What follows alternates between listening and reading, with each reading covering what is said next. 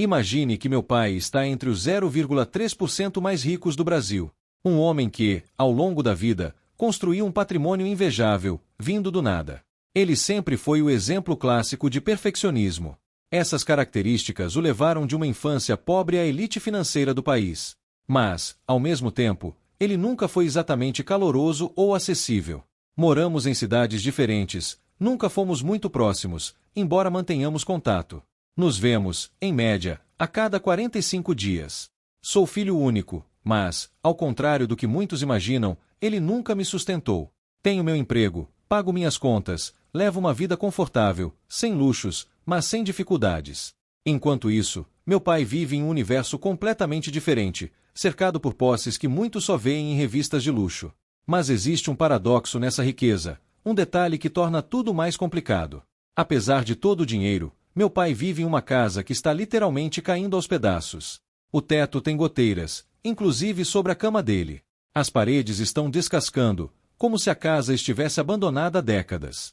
Um dos banheiros não funciona mais, as portas não fecham direito, o chão está irregular e, em algumas partes, até perigoso de andar. Parece o tipo de lugar que poderia desabar no próximo temporal. Você deve estar se perguntando, como alguém tão rico deixa sua casa chegar a esse ponto?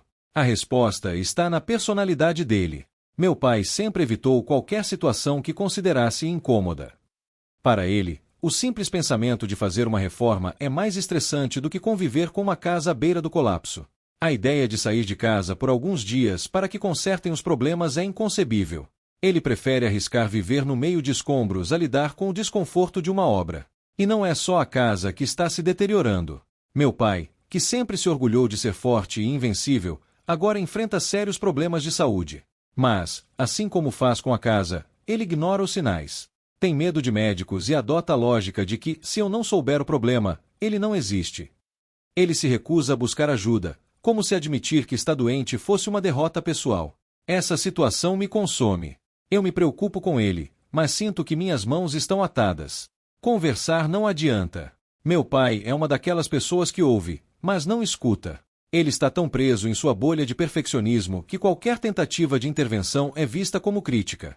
Recentemente, comecei a pensar em uma solução radical: denunciar anonimamente as condições da casa para que o governo a interdite. Isso forçaria uma reforma e talvez, só talvez, fizesse meu pai perceber a gravidade da situação. Mas fico me perguntando, isso seria certo? Afinal, é a casa dele, a vida dele. Tenho o direito de interferir assim? Por outro lado, não consigo ignorar o que pode acontecer.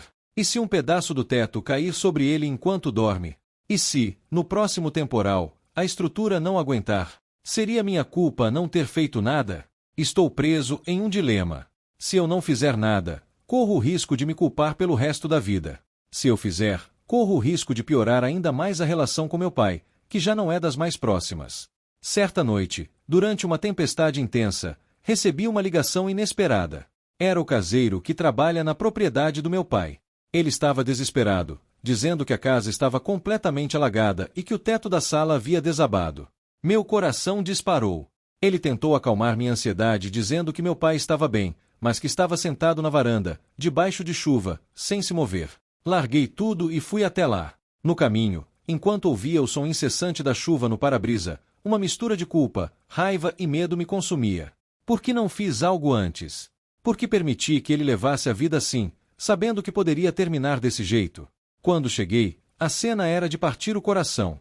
Meu pai estava sentado em uma cadeira velha, completamente molhado, olhando para a casa destruída à sua frente. Ele não parecia o homem imponente e cheio de controle que eu conhecia. Naquele momento, ele era só um idoso cansado, vulnerável e derrotado. Sentei ao lado dele, sem saber o que dizer. Ficamos em silêncio por alguns minutos, com a chuva caindo ao nosso redor. Foi ele quem quebrou o silêncio, com a voz baixa e rouca. Você sabe, sempre achei que poderia consertar tudo sozinho. Mas acho que nem eu consigo mais segurar as coisas. Foi a primeira vez que vi meu pai admitir que era humano, que tinha limites.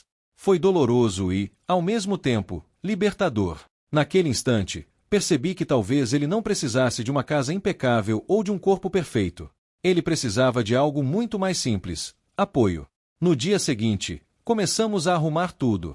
Ele relutou no início, claro, mas, pela primeira vez, me deixou ajudar. Chamei profissionais, organizei a reforma e fiz questão de estar ao lado dele em cada passo.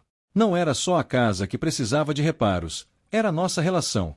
Hoje, a casa está renovada e, embora meu pai ainda resista em cuidar da saúde, ele começou a ouvir mais. Não se trata de transformar quem ele é, mas de encontrar um equilíbrio entre a fortaleza que ele sempre quis ser e a realidade que ele precisa aceitar.